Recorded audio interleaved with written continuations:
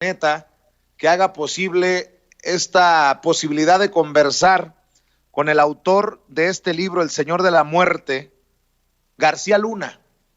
García Luna, El Señor de la Muerte, a una semana de que se lleve a cabo la audiencia, otra de las audiencias que nos encaminarían al juicio a Genaro García Luna, el ex superpolicía del en ese entonces presidente panista Felipe Calderón. En momentos en que los fiscales de Estados Unidos presentan comunicaciones interceptadas y hasta archivos de la policía mexicana como pruebas contra Genaro García Luna. ¿De qué habla este libro? Si me permiten, esta es la sinopsis de García Luna, El Señor de la Muerte, para darle la bienvenida a Francisco Cruz, quien habla de todos los secretos sobre el político más corrupto del sexenio de Calderón. ¿Cómo fue que un personaje tan limitado acaparó tanto poder en los sexenios de Fox y Calderón? Esta es la historia del exsecretario de Seguridad Pública que rendía cuentas a los narcos mientras les mentía a todos los mexicanos. Un personaje que supo esconder una meteórica y corrupta carrera, de soplón de la policía a espía de Carlos Salinas de Gortari, de funcionario estrella de Fox a titiritero de la guerra de Calderón. Durante años mantuvo una imagen pública de funcionario honesto, sin embargo hay pruebas de que desde 2006 ya estaba asociado a los capos y de que su guerra personal contra los cabecillas más peligrosos del crimen organizado, el Barbas, los Beltrán Leiva y la Barbie, era una estrategia para cimentar el poder del cártel de Sinaloa, que en 2 ocasiones le entregó maletines con hasta $5 millones, como detalla la orden de captura en su contra. El Topo, como lo apodaba el Chapo, vio en la publicidad, en la calumnia y en la desaparición de documentos su mejor arma para encumbrarse y aniquilar a sus enemigos. Colocó en áreas clave a su gente de confianza que hoy todavía opera en células durmientes a la espera de instrucciones. Esta es la historia de un manipulador que no tuvo reparo en sacrificar a quien le estorbara. La historia del superpolicía, como le gustaba que lo llamaran, que le vendió México al narco. Es un libro de Editorial Planeta y que firma Francisco Cruz, a quien le agradezco mucho que nos acompañe para hablar sin censura. Francisco, es un honor saludarte. Buenas tardes. Vicente, buenas tardes. Al contrario, muchísimas gracias por la invitación para hablar justamente de García Luna, el Señor de la Muerte. Esta sinopsis está macabra. Y que hoy debe llegar a las librerías. Entonces pues que la gente empiece a buscar ya García Luna, El Señor de la Muerte. Oye, Francisco, esta sinopsis que leo es macabra, está cabrona, perdóname por la expresión. Pues mira, la verdad, Vicente, es que es peor todavía de lo que parece. Yo parto de una idea de que García Luna es el personaje conocido, más desconocido que hay en este país. Por años pasó de la llegada del CISEN hasta ahora como si no hubiera tenido pasado. Es un hombre sin rostro, un hombre invisible antes de llegar al CISEN. Nadie sabe cómo se formó. Podemos pasar por etapas de que fue un criminal o de que trianguló recursos del Estado para su beneficio personal, pero en realidad, ¿quién es? No lo conocemos. Es un desconocido. Así que lo primero que hice fue preguntar a la gente que trabajó con él, exagentes de inteligencia, ¿quién es este señor? ¿Dónde nació? Para empezar. Mucha gente dice que nació en la Ciudad de México. La verdad es que nació en Michoacán y que llegó a la Ciudad de México recién nacido y que por un año sus padres no salían a la calle. Su casa sigue estando en la misma calle a donde llegó. En la misma calle. Llegó a una calle que le decían en esa época La Canasta. La Canasta porque ahí los viejos agentes de la policía secreta que había, el servicio secreto que había en Ciudad de México, ¿te acuerdas? Juntaban todos los botines que tenían, que robaban, y ahí se lo repartían. Y a él lo registran un año después de que llegó a Ciudad de México. Y Francisco, entonces le empecé a seguir sus pasos. ¿Quién es? ¿Cómo se formó? Y lo que encontré con testimonios de los agentes de inteligencia y algunos del CISEN que trabajaron con él, es que a los 12 años lo reclutó un grupo de agentes de la policía secreta. Lo hicieron su informante, soplón, halcón, como quieras llamarle. Así que a los 12 años ya estaba delinquiendo. Una vez que se muere el jefe de esa pandilla de agentes del servicio secreto, y que luego desapareció, pero en realidad fue un maquillaje, porque los agentes se insertaron en la Dirección Federal de Seguridad, que era temible, otros en la Procuraduría de Justicia de la Ciudad de México, que también era temible, y forma su propia pandilla. Y en 1987 da su primer golpe y le roban a un comerciante de un mercado popular en Ciudad de México, una colonia que se llama Romero Rubio, le roban 250 millones de pesos. Y otro agente me llevó a uno de los cómplices, que era cuñado de García Luna, Antonio Chávez, el soldado. Después del asalto se van a refugiar a la casa de García Luna y los tienen escondidos hasta que logran llevar al soldado a Michoacán a poner un rancho. Y a García Luna lo protegen, ¿quién? Los viejos agentes del servicio secreto. Y ellos lo llevan de la mano, lo van formando, lo van haciendo lo que es. Entonces, habría que darle forma a este personaje que representa toda la seguridad nacional de este país. Mientras no entendamos este pasado, no vamos a entender por qué son así los funcionarios. ¿Cómo se puede hacer de tanto poder? Pues que ya era un pillo desde niño. ¿Por qué un comerciante Paco tenía 250 millones de pesos en su casa? Recuerda que en los 80, en este país había crisis cada 2 días. Llevabas tu dinero al banco y los banqueros te decían, no lo deposita aquí porque mañana puede haber crisis. Llévelo a las casas de bolsa o llévelo a su casa. Entonces todo el mundo guardaba el dinero abajo del colchón, abajo de la cama. Y da su primer gran golpe, y los agentes del servicio secreto lo llevan al CISEN. Y en el CISEN lo forman como espía. Paco, y fracasan todas sus misiones. Te oigo, Vicente. Déjame preguntarte, porque en algún momento se lo pregunté antes de que se metiera en esta polémica de Morena, Porfirio Muñoz Ledo, y me decía, Felipe Calderón pasará a la historia a la par de Victoriano Huerta como el peor presidente en la historia de México. Si pudiéramos comparar a Genaro García Luna, ¿lo pudiéramos comparar con el Negro Durazo? ¿O es peor García Luna que el Negro Durazo? Peor todavía. Todavía, ¿por qué? Más de 100,000 muertos nos dicen. Negociando con todos los capos, con todos los cárteles. Y justamente lo que va armando García Luna, el señor de la muerte, es esos cabos desconocidos. ¿Cómo se hace de tanto poder? ¿Sabe? En 2000, bueno, primero fracasa como espía, porque él era uno de los principales responsables de informar y armar el papel, el documento de lo que pasaba en Chiapas en 94. Pero estalló. El Ejército Zapatista de Liberación Nacional se levantó en armas. Y él era de los responsables que terminan haciendo corriendo al director del CISEN. Y a él lo protegen. ¿Por qué? Porque era protegido por agentes del servicio secreto. Y luego Zedillo le da otra misión bien importante en el 97. Ya en el CISEN, le da la tarea de capturar al mayor secuestrador y más sanguinario que ha habido en este país. Al Mocha Orejas, ¿te acuerdas? Daniel Arismendi López. Claro. Pero fracasa y lo captura. Zedillo se ve obligado a llamar al comandante Alberto Pliego Fuentes. Y él captura al Mocha Orejas vivo.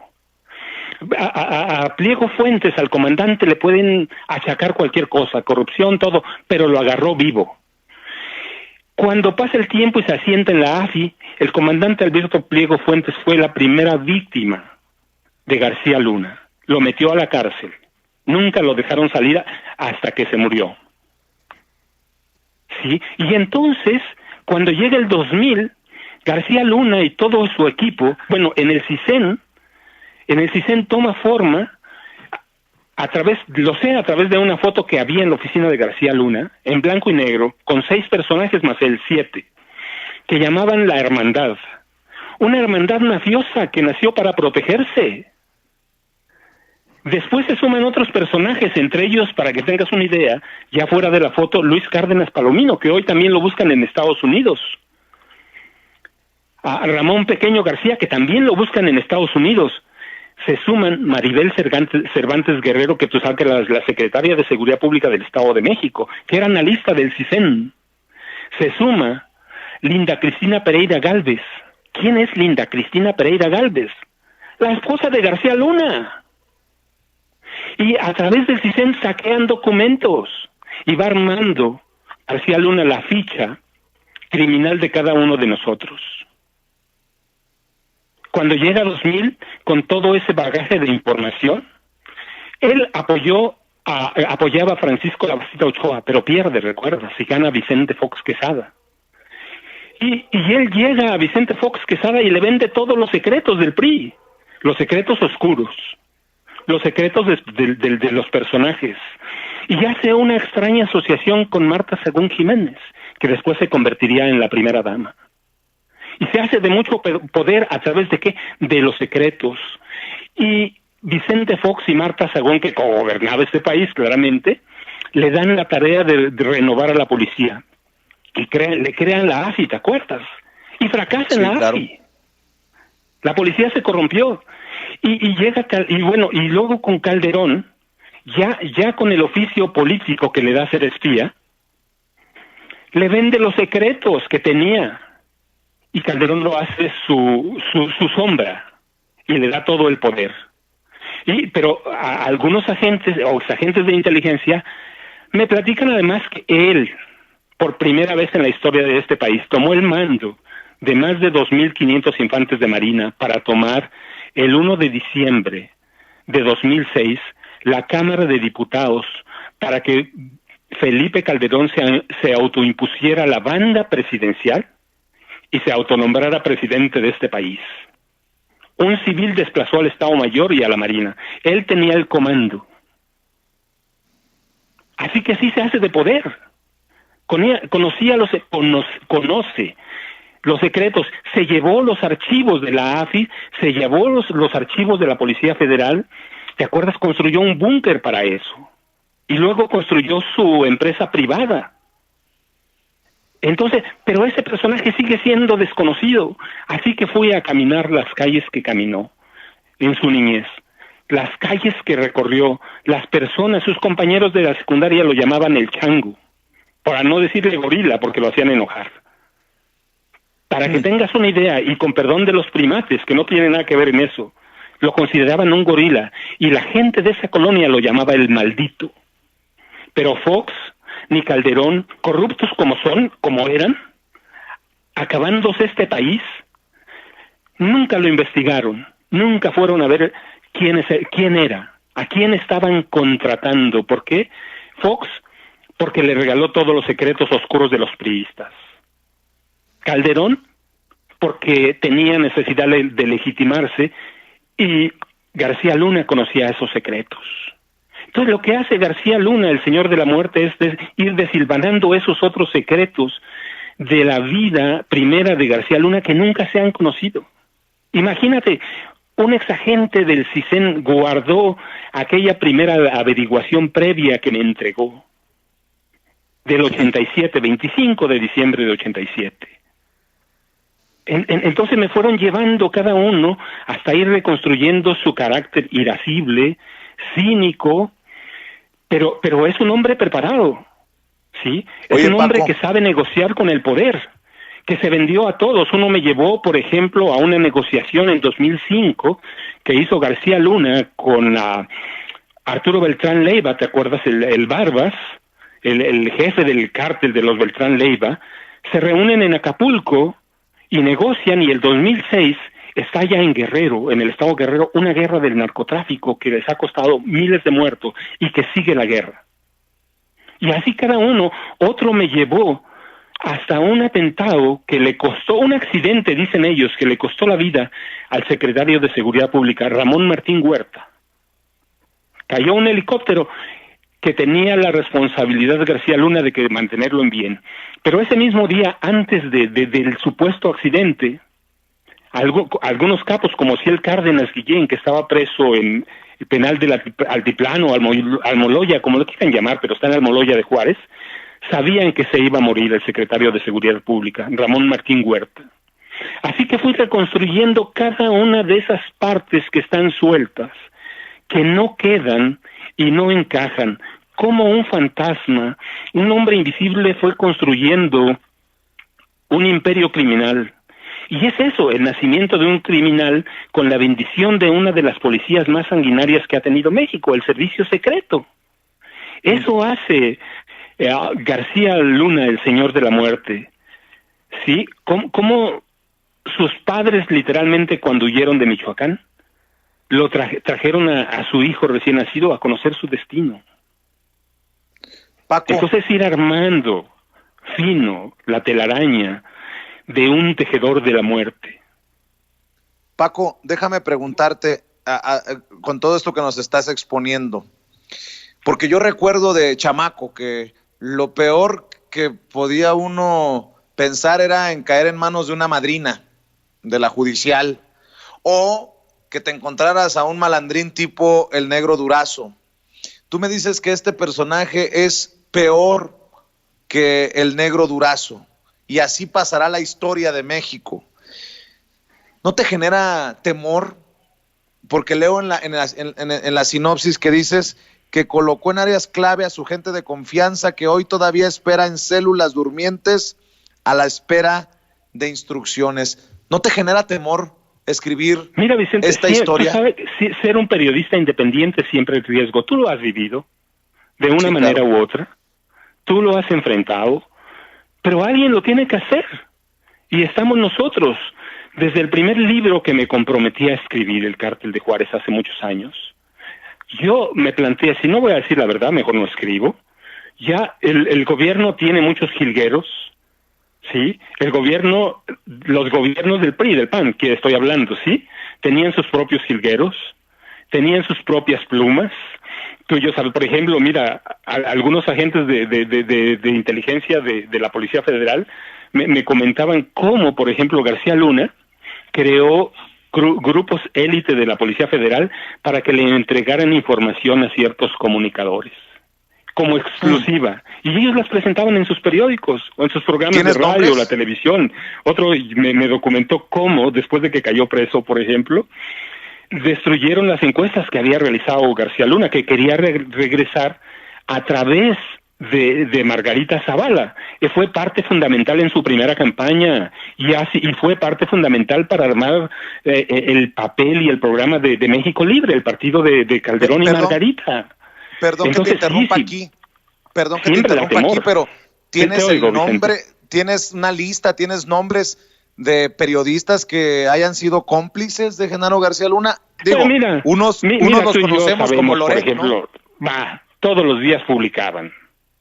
Todos los días no está la lista porque tampoco es tonto, ¿sí? Pero los agentes que entregaban información a los periodistas, pues era claro que se las entregaban por algo. Tú y yo hemos visto los montajes, ¿sí? Si no es una casualidad. Y hay algunos nombres en el libro, claramente. Sí, claramente, no me voy a esconder nunca. Sí, ni nunca lo voy a ocultar. Ahí vienen en el libro nombres, que es lo que él quería. Él quería lanzar una campaña de posicionamiento político. ¿Te acuerdas cuando creó un programa que se llamaba El Equipo? Para televisión. Pero el programa fracasó, lo pasaba a Televisa, que les costó más de 100 millones de pesos. Quiero decir, nos costó, porque eran nuestros impuestos. Si me preguntas si pago impuestos, sí, claro que he pagado impuestos. Entonces, creó un programa con la anuencia de Calderón, porque Calderón tenía su propia enviada para supervisar el programa, para lanzar la figura pública de su secretario de Seguridad, lanzar la figura política de García Luna. El programa fracasó, pero no las ambiciones. García Luna, una vez que fracasó, retomó sus planes iniciales de convertirse en el J. Edgar Hoover de México, el superpolicía que controló 8 presidentes de Estados Unidos. Él pensaba que podía controlar este país y que sus células podían controlar el narco. Él negociaba con los jefes y cada comandante negociaba por su lado. Documento ahí, por ejemplo, la huida de un narco que les dejó pues, nada más $80 millones y que nadie supo dónde quedaron. Era una comidilla en la Policía Federal. ¿A dónde quedaron los 80 millones? Finalmente el narco era protegido por Estados Unidos. Se volvió oreja, informante y fue clave para una de las claves para la captura de uno de los Beltrán Leiva en Cuernavaca. A unas cuadras de donde García Luna montó una oficina, un restaurante que servía como oficina de espionaje y que controlaba a su esposa. Entonces sí hay nombres de periodistas, vienen en el libro. No lo voy a ocultar. ¿Nos puedes adelantar? La manipulación informativa en este país es histórica en todos los gobiernos desde que se creó el PRI en los 40. Sí, hay ¿nos puedes adelantar casos nombres de periodistas independientes, los conocemos, pero la manipulación informativa es para desinformar. García Luna conocía a fondo ese proceso del control de la información. Y si no entendemos a García Luna, no vamos a entender cómo funciona la seguridad o cómo funcionó desde el 46 hasta hace un par de años la seguridad pública en este país. Está el Negro Durazo, que era un criminal, asesino, pero era jefe de la policía, era un pandillero y quería ser presidente del país, con el apoyo de José López Portillo. Está Guillermo González Calderoni, el policía favorito o superpolicía de Carlos Salinas de Gortari, que terminó como informante de Estados Unidos y que lo mataron en McAllen. ¿Nos puedes adelantar algunos libros? De García. Te oigo. Paco, ¿nos puedes adelantar algunos nombres de los periodistas? Algo que nos mira, puedas dejar. Yo te lo digo, lo que él confiaba. Él confiaba, por ejemplo, en Riva Palacio. Él confiaba en él, y lo que me platicaban es que tenía grupos de policías. Confiaba él que él lo podía apoyar, ¿sí? Él confiaba que él lo podía apoyar porque les entregaban información. El de Loreto lo conoces abiertamente como yo, ¿sí? Tenía su grupo de periodistas favoritos. Algunos otros trabajaron con el CISEN, ahí vienen en el libro. Entonces, sí hay, pues sí, él confiaba en ellos. ¿Lo iban a ayudar? Eso yo no lo sé. Pero de que recibían información confidencial de García Luna, la recibían. Porque lo tengo documentado por los exagentes de la Policía Federal. Si era tan poderoso, ¿lo iban a ayudar? Paco, si era tan poderoso García Luna y dejó su grupillo de poder, como lo ha también señalado Anabel Hernández en este espacio sin censura en diferentes ocasiones, ¿qué intención tienen o tendrían aquellos que se acercan y te dan la información para exhibir al verdadero monstruo llamado Genaro García Luna? No, mira, nadie me la acercó. Yo te voy a decir algo. No es una casualidad que yo escriba sobre eso. Lo escribí cuando Enrique Peña Nieto era gobernador del Estado de México y publiqué un libro que se llama Negocios de Familia. Después de una declaración desafortunada o afortunada para mí que hizo Enrique Peña Nieto sobre su familia, y dije, yo la conozco, ¿por qué no lo investigo hacia atrás? Y este tema no nació hoy. Yo publiqué hace años un libro que se llama Las concesiones del poder, el tráfico de influencias que ha marcado al sexenio de Felipe Calderón y Margarita Zavala, y dejé un capítulo fuera porque consideré que podía tener un libro completo. En el proceso publiqué otros libros, sí, uno sobre la guerra en Ayotzinapa, la guerra que nos ocultan, otro sobre los presidentes civiles, que se llaman los depredadores y que dan cuenta de la corrupción, los despilfarros y todos los abusos de los presidentes civiles. Pero en el de Peña fui hasta saber quién era Peña Nieto. En ese libro, cuando él era gobernador y nadie sabía que iba a ser presidente, dije que iba a ser presidente, dije que era un corrupto de familia narcotraficante, y resultó que era eso. Ahora hice lo mismo. Yo creo que era sentido común investigar quién era este personaje. Nacían de la propia necesidad de saber quién es. Yo había entrevistado, cuando publiqué mi primer libro, a un grupo de agentes de inteligencia sobre narcotráfico. Así que yo busqué a otros. No es que alguien me haya pasado información, es que yo la busqué. Y no es mi primer libro sobre un personaje. Dije que Peña era un corrupto, que iba a ser un mal presidente. Yo recuerdo periodistas que me trataban de sacar en esa época cualidades de Peña. Yo les decía, no tiene. Es un tonto. No digo otra palabra por respeto, pero yo les decía, es un tonto. Es un ignorante. Y va a echar a perder este país, y lo echó a perder. Bueno, pues lo mismo hice con García Luna. Después de tanto que se ha publicado, me senté a ver y dije, ¿quién es? ¿Quién es? Así que en algún lado tiene que empezar su vida. Así que no hay atrás de mí un grupo de interés que pueda llevarme a la información. No, yo la busqué. Es un trabajo de investigación que me llevó desde que salió Las concesiones de poder, donde acuso literalmente a Calderón y a Margarita. Y lo mínimo que digo de ellos es que son unos inmorales, lo mínimo. Y cómo apoyaron a sus familias, a sus familiares, cómo desfalcaron a este país. Nunca un presidente de este país tuvo tanto dinero por petróleo como Calderón. Casi 400,000 millones de dólares. Una brutalidad. Ni 3 presidentes juntos reúnen esa cantidad antes de Calderón. Así que no es una casualidad. Era una investigación obligada. ¿Quién es? ¿Por qué nunca nadie se preguntó quién había sido, quién fue Genaro García Luna? Me impresiona a mí, de veras, que los medios nunca hayan entrado a investigarlo. Había y lo mucha mismo lana, hice con La había guerra que mucho nos ocultan de chayote. Ayotzinapa. Fue el primer libro que documenta la participación abierta del ejército, con nombre y apellidos, en la desaparición de los 43. Francisco Cruz, Sí, para no que la hay un gente solo conozca un poco más de ti, para que la gente que aún no te conoce, les quiero contar que además de este libro del que nos estás hablando y que espero que busquen a partir de hoy en sus librerías favoritas, García Luna, El Señor de la Guerra, también escribiste en el 2017 Los Depredadores, en el 2016 La Guerra que nos ocultan, perdón, García Luna Sí, La guerra que nos ocultan.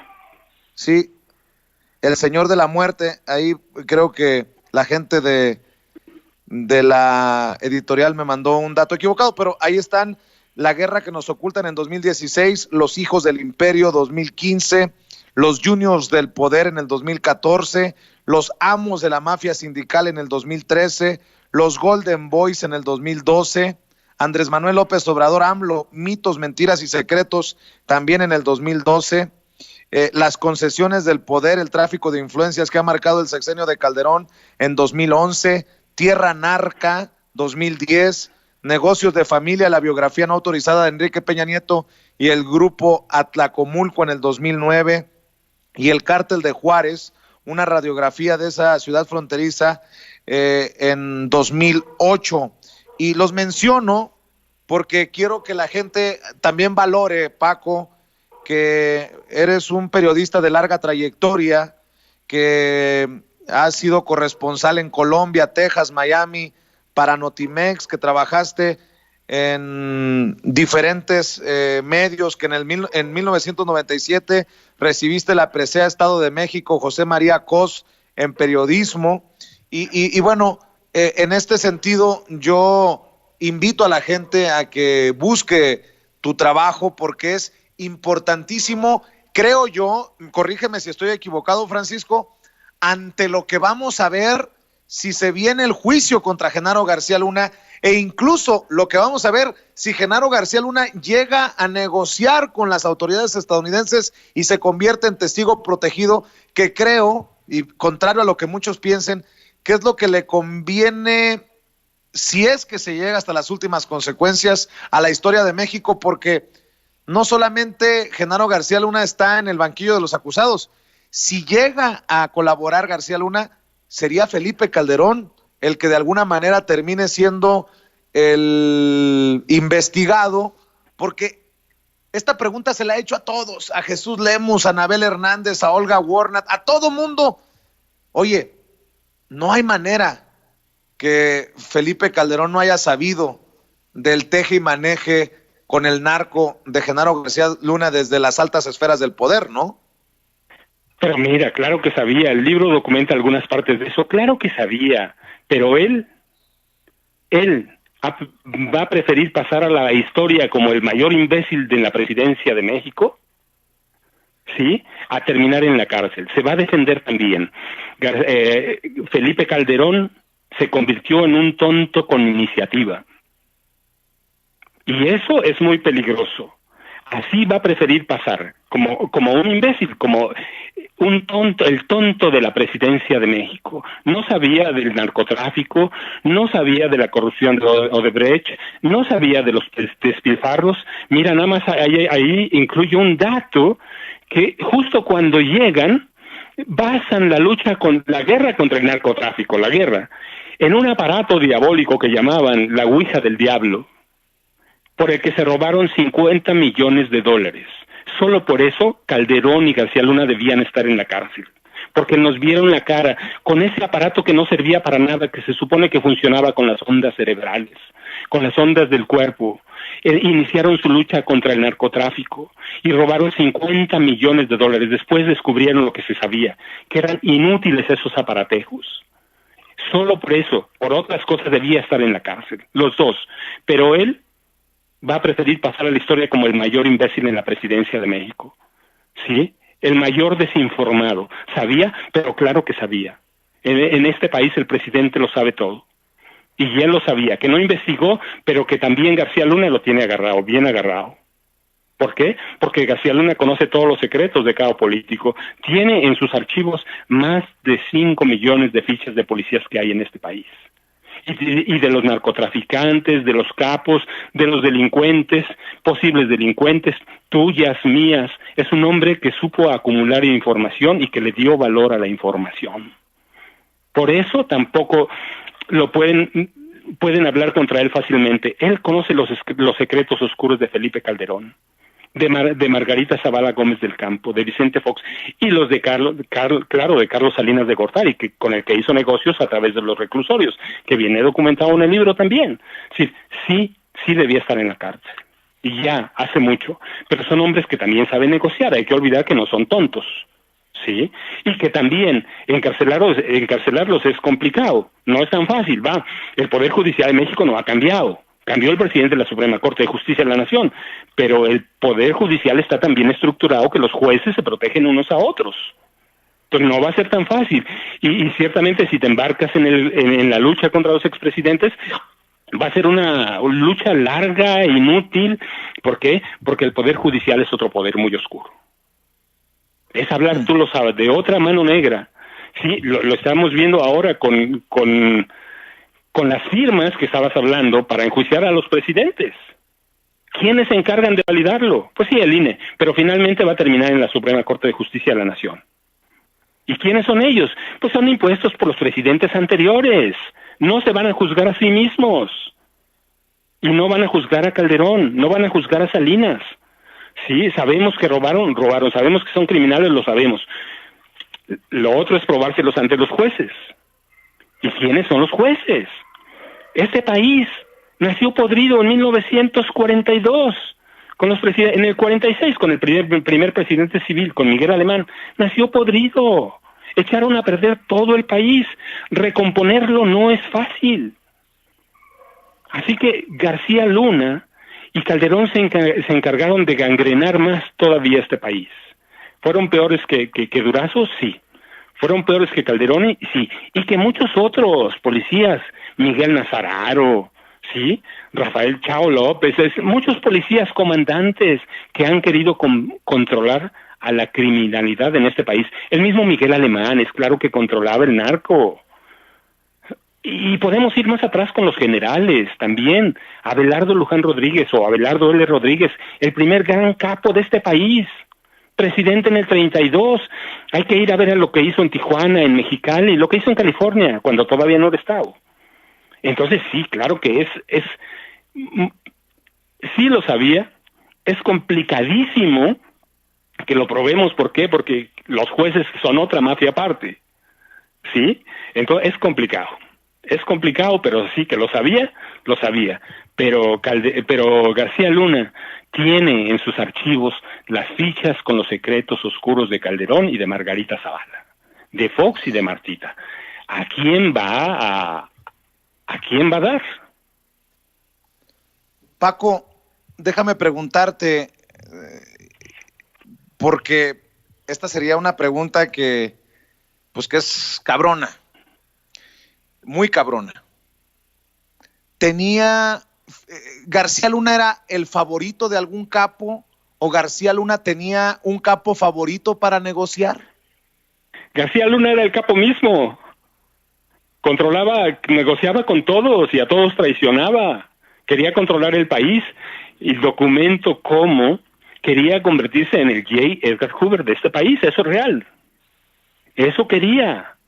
Quería levantar su centro de inteligencia aprobado por el Congreso de la Unión a través de los periodistas que a los que le entregaba información. Pensaba que nadie lo iba a cuestionar. Que nadie lo iba a cuestionar y lo iban a apoyar. Entonces, él es el gran capo, pero es un tipo que aprendió a mentir, aprendió a controlarse. Era un cínico, me dijeron algunos diputados que lo vieron en sus comparecencias. Era una dama en el trato, le decías asesino en su cara y no se inmutaba. Hasta ahora se ha inmutado un poco en Estados Unidos. Es un tipo que aprendió a hacer de la simulación una vida. Y eso es lo que da origen a García Luna, el Señor de la Muerte. Eso es lo que me preocupaba, eso levantaba mi preocupación. ¿Quién es este personaje? Y eso es lo que traté de responder. Es uno de 12 libros en los que investigo todo eso. Lo que la gente no sabe, lo que no se ve, lo que se oculta.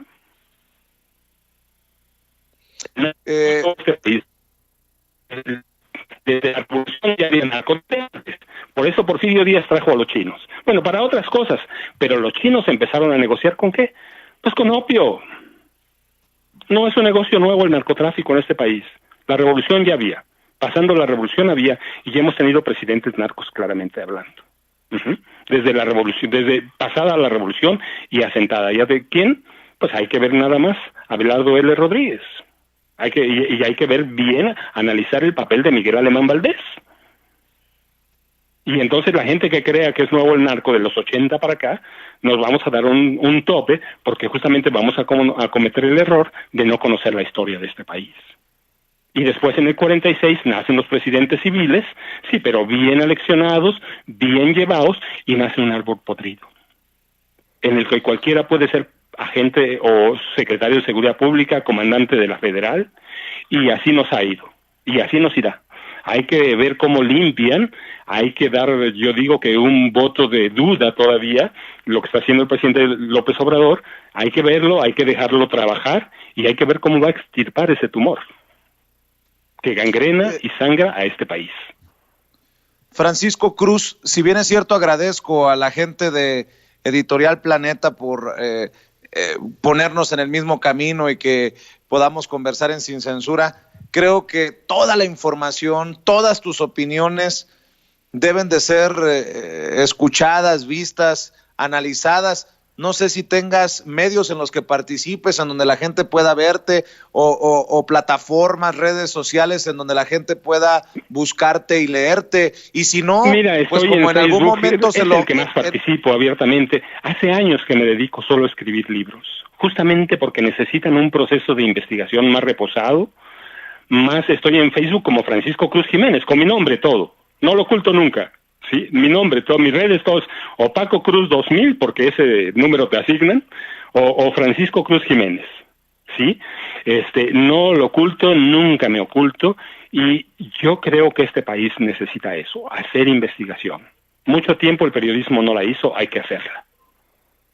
Y yo te lo pregunto porque así como se lo ofrecía a Jesús Lemus, así como se lo ha ofrecido a muchas personas, este espacio Sin Censura siempre ha habido de escuchar opiniones documentadas, investigadas, opiniones serias de personas a las que respetamos como tú, que tú sepas que este espacio Sin Censura está abierto para ti y para todos los que así lo consideren, Paco. Te voy a decir como dicen en mi casa, Vicente, si es con Vicente, lo que sea, para que sepas que te siguen. Pues le mando un saludo. Que siguen en mi casa. Sí, te agradezco mucho, de veras que sí. Cuando sea, Sí, yo estoy dedicado a escribir libros. Este es el número 12. Estoy trabajando en el 13 y el 14, que ya después te comentaré. Pero ya estoy metido en los otros libros. Soy de esos pocos afortunados en este país que viven de escribir libros. Oye, querido Paco, me acabas de dar una gran sorpresa y para nosotros es una gran emoción que en tu casa nos vean, nos escuchen, nos confíen. A quien nos vea y nos escuche en tu casa, por favor, hazle extensivo ese agradecimiento y ese honor. Y no, pues me deja sin palabras, yo muy emocionado, Francisco. No, al contrario, muchas gracias, de veras, es un placer platicar contigo. Ya lo sabía que iba a ser, pero ahora lo reconfirmo. Oye, Francisco, y para cerrar, déjame preguntarte tu reflexión y pedirle a la gente, obviamente, que busque el libro, que es una joya en este momento histórico para entender la realidad de México, y más con las declaraciones que hoy nos ha hecho Francisco de que García Luna era peor que el negro Durazo. Yo les pido que busquen el libro, que lo adquieran a partir de hoy, nos decía Francisco Cruz, en sus librerías favoritas.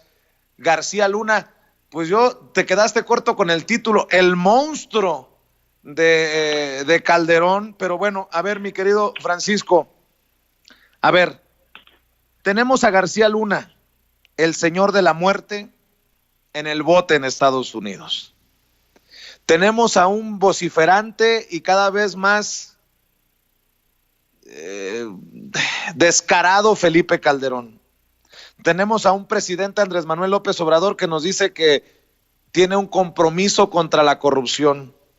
Tenemos a esos grupúsculos de los que nos hablas de poder que dejó Genaro García Luna enquistados en la autoridad.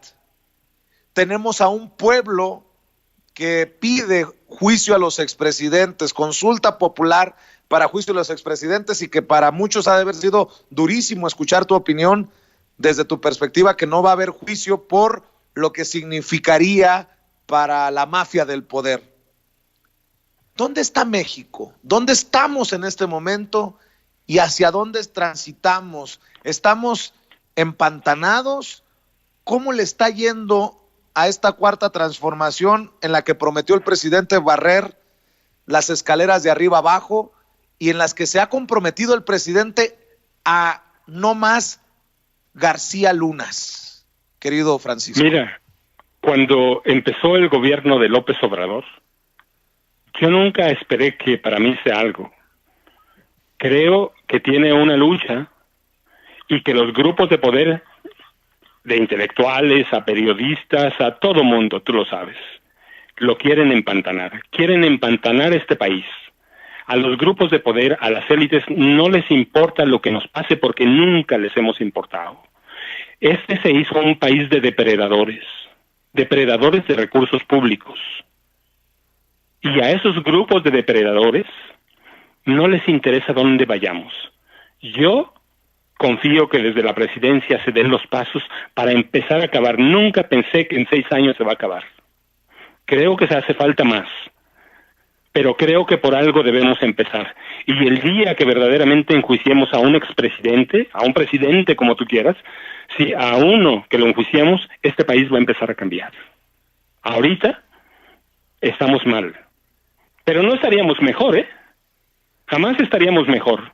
No nos dejaron Suiza, no nos heredaron Dinamarca, no nos heredaron Gran Bretaña, nos heredaron un país hundido en la podredumbre, supura por todos lados. Así que el cambio es despacio, pero hay obstáculos. Todos los grupos de poder que se beneficiaron con 70 años de gobiernos del PRI y del PAN, todos. Y eso incluye algunos de los poderes, como el Poder Judicial, enquistados ahí.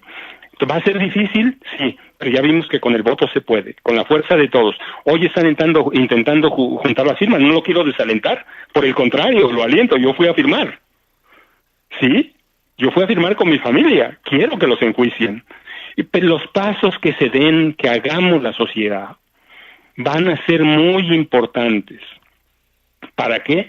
Para acabar con ese país que nos dejaron, que nos heredaron los priistas.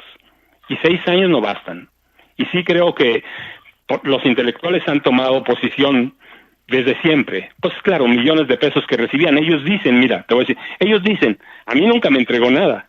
Le entregaban en su revista y no se lo entregaban porque circulen millones de ejemplares o decenas de miles.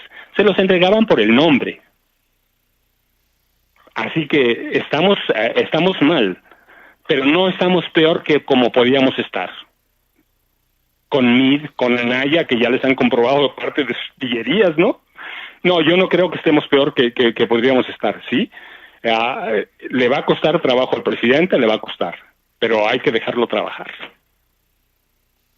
Pues Francisco, ya me dicen que la persona que nos ve y nos escucha es tu editora y le mando un abrazo y le agradezco mucho que tu esposa nos vea en Sin Censura. Es para nosotros un honor y yo te quiero ofrecer que cuando quieras opinar sobre la realidad de México, cuando quieras que tu voz se escuche, que creo que debe de ser escuchada constantemente, que nos tomes en cuenta en Sin Censura y nosotros seremos los promotores de tu trabajo, porque este trabajo es tan necesario y qué bueno que lo dices, que eres de los privilegiados que sigue viviendo de escribir libros y de investigar tanto que nos hace falta. A mí me han reclamado 1000 veces que por qué no tengo una unidad de investigación en Sin Censura, pues porque no nos alcanza el dinero. Seguro que sí.